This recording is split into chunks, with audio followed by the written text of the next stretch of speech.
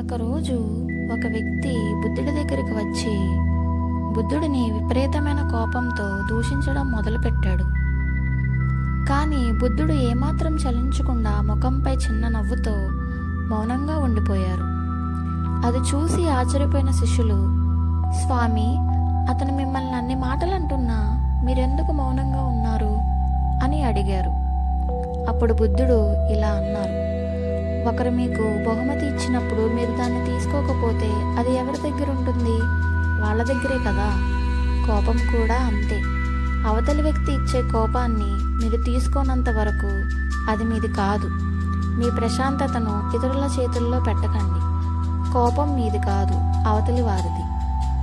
మీరు కూడా ఎప్పుడన్నా ఎవరన్నా ఇలాంటి పరిస్థితుల్ని ఎదుర్కొన్నారా?